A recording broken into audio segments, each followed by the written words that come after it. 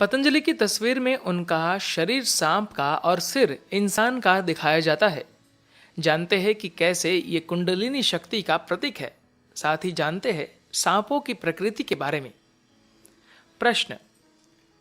सद्गुरु, मैं संत पतंजलि के जन्म व उनके शारीरिक संरचना के बारे में जानना चाहता हूं। उनको सांप से क्यों जोड़ा जाता है? सद्गुरु कहते हैं, सांप एक ऐसा जीव है जो कुछ खास तरह की ऊर्जा के प्रति संवेदनशील होता है। अगर आपने मिस्टिक्स म्यूजिंग्स पढ़ी होगी तो हमने उसमें विशुद्धि चक्र व सांपों की बात की है। अगर आप एक खास तरह की ऊर्जा पैदा करते हैं तो सांप सबसे पहले उस ओर आकर्षित होते हैं। पतंजलि को आधे सांप के रूप में दिखाना केवल एक प्रतीक है। सांप को कुंडलिनी का प्रतीक माना जाता है। यह उन लोगों की प्रेम की अभिव्यक्ति है जिन्होंने पतंजलि को शक्तिशाली तरीके से महसूस किया। उन्होंने पतंजलि का सिर और शरीर एक सांप के ऊपर रख दिया ताकि यह दिखाया जा सके कि वे आपके भीतर की उस बुनियादी शक्ति से बिल्कुल अलग नहीं है। वह व्यक्ति अपने जीवन की प्रक्रियाओं से इतनी सूक्ष्मता से जुड़ा था कि लोगों ने कहा कि वे स्वयं बुनियादी ऊर्जा है। कम से कम उसका आधा हिस्सा तो वे खुद ही है। वे उस मूलभूत शक्ति से अलग नहीं थे जो आपको आपकी भौतिक सीमाओं से परे ले जाती है, जो आपको आत्मज्ञान के क्षेत्र तक ले जाती है। इस तरह उन्होंने पतंजलि को आधे सांप की तरह दिखाया क्योंकि वे इस बात को स्वीकारना चाहते थे कि पतंजलि कोई बाहरी नहीं बल्कि भीतरी शक्ति है। इतनी गहराई से वे आपके जीवन में शामिल हो सकते हैं। मैं जहां भी जाता हूं सांप मेरा पीछा नहीं छोड़ते। ये बात उन लोगों को समझाना कठिन होगा जिनके मन में संदेह बैठा हुआ है। आप ऐसे कितने लोगों को जानते हैं जो सांप के काटने से मरे? एक भी नहीं। तो आपके मन में इतना डर क्यों है? आप ऐसे कितने लोगों को जानते हैं जो गाड़ियों के एक्सीडेंट में मारे गए? बहुत से लोग। ये गाड़ियां इतनी खतरनाक है, फिर भी आप आराम से सवारी कर लेते हैं। सांपों से भय ठीक नहीं है। सांपों के बारे में आपका भय और आपकी जानकारी उल्टे अनुपात में होते हैं। आप उनके बारे में जितना अधिक जानेंगे उनसे उतना ही कम भयभीत होंगे। जब मैं एक फार्म में रहता था तो वहां बड़े बड़े करीब 20 सांप रहते थे। उनमें अधिकतर वाइपर और कोबरा थे। वे हर जगह थे। मैं 12 बाय 24 फीट के कमरे में रहता था और जब मैं रात को सोता तो वे कंबल में घुस जाते और वे कंबल में कहीं भी हो सकते थे।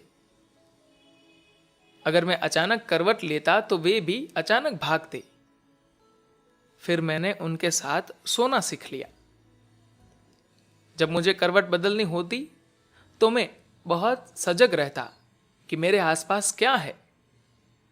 धीरे से करवट लेनी पड़ती थी। अगर आप तेजी से करवट लेते तो फिर शायद कभी उठते ही नहीं।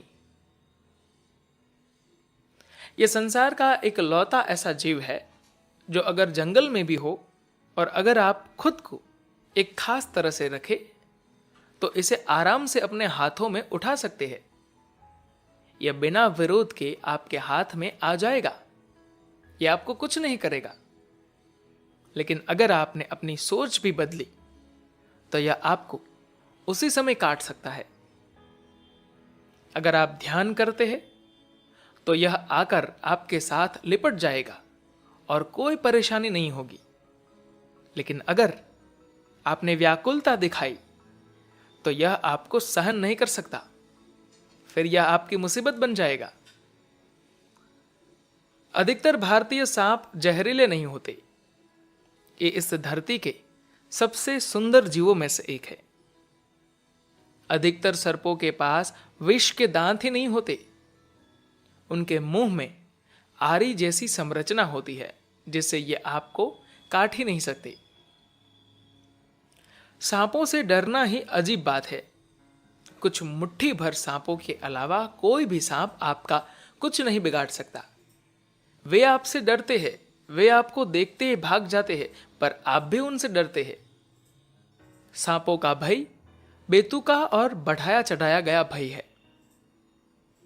मेडिकल संगठनों में अक्सर 2 लिपटे सांपों को प्रतीक रूप में दिखाया जाता है।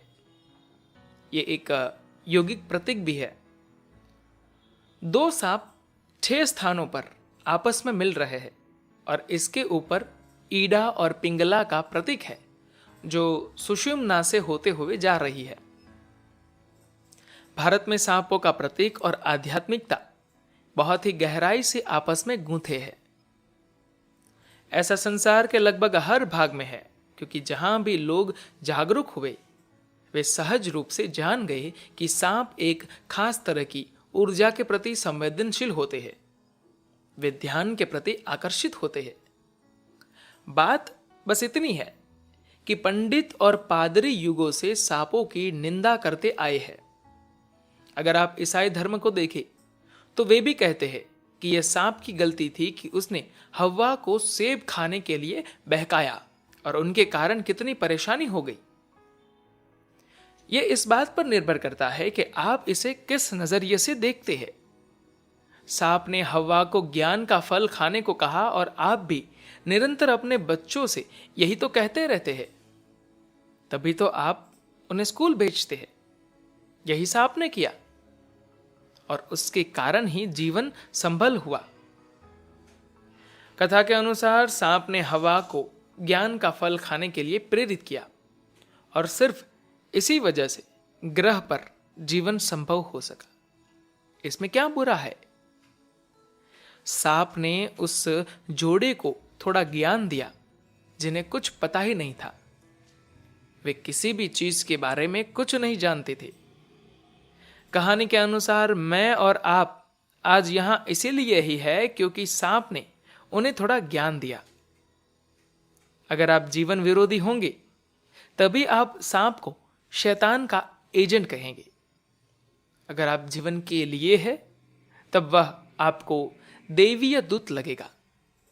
जिसने धरती पर जीवन लाने में मदद की उसे आप शैतान का दूत कहेंगे या भगवान का? जो भी थोड़ी समझ रखता है, जीवन के प्रति जोश रखता है, वह निश्चित रूप से इसे देवीय मानेगा। जिसे जीवन की सारी प्रक्रिया ही बुरी लगती हो वही सांप को शैतान का एजेंट कहेगा। धन्यवाद।